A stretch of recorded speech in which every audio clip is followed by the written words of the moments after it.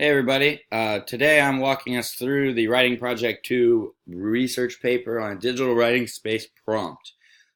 So you can review this on the syllabus. This is all here, and I'll also make a separate assignment doc, but it'll be the same stuff.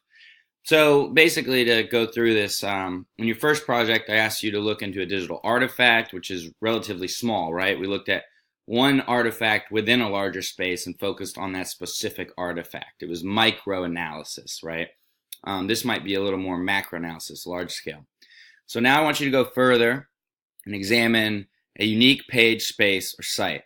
In doing so, you'll need to incorporate Hello Research. You'll conduct research through inquiry by interrogating a digital writing space, reporting on its history, circulation, function, audience, exigence, etc. And I realize we haven't talked really about circulation yet, but really that's just the way that news travels in that space, how it's circulated in and out of that space, right? So tweets are circulated by retweets, but also shared onto other platforms, etc. So to start your process, you want to write a brief proposal that includes what space you're considering looking into, some research questions. Those don't have to be really formal yet, just some ideas as to like what you want to learn about the space, what you hope your research will yield.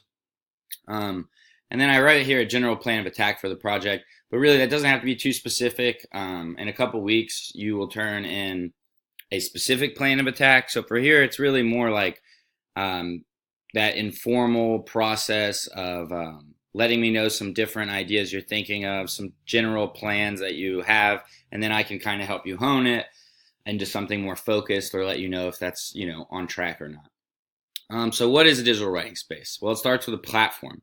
Digital writing platforms include social networking sites, blogs, web scenes, websites, etc. When I first made this assignment, I was really thinking about social media a lot because that's my interest. But you can really look into any online space where communication is happening, right? Where individuals are speaking or rather writing about things and other individuals are responding to them. So rather than analyze one of these platforms at large, I want you to analyze a specific space. What I mean by that is you don't want to write a research paper on Facebook, but on a specific Facebook group, right? Not on blogs, but on a specific blog, like a specific mommy blog, not just the genre of mommy blogs, but a specific one that would allow you to analyze the space as a genre and look into different rhetorical situations. It's really similar to Project 1 in terms of looking into the rhetorical situations of the space and the genre, except here you're really trying to account for a much larger space and you're trying to support it with scholarship. And breaking down the genres, like I just said, you're going to want to use Bitzer's rhetorical situation stuff. Everyone seems to be on pretty good terms with those things, so I feel good about that. But if you're still struggling with anything with Bitzer, reach out to me and we can talk through it. So you want to think about how do speakers and audiences engage on these platforms, right? Some blogs have a different hierarchical system than social media because there's a focus of one person, right? And other people can only comment near the bottom. And sometimes blogs don't even have that because you can disable that feature. What are the constraints and affordances of this design, this type of space? Why does this platform fit the writing that is taking place on it? What is the exigence that the authors are responding to?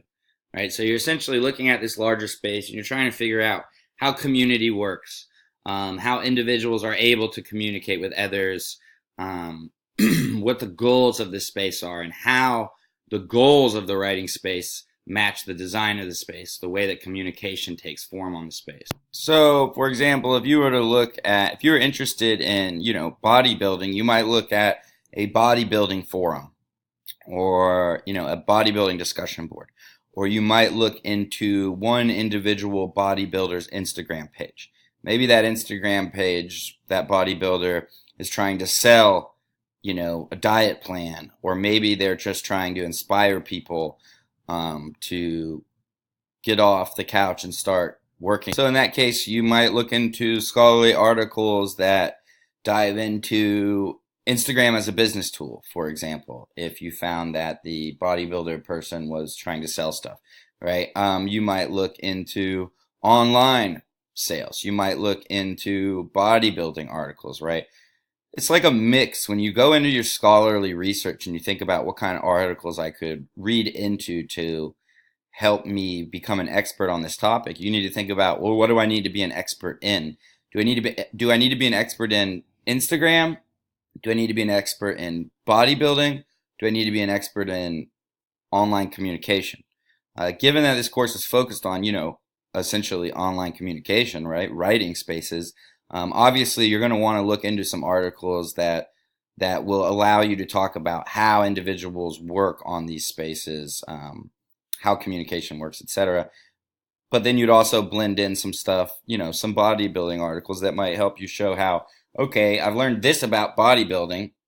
I've learned this about Instagram as a business. And I've learned this about how online communication works.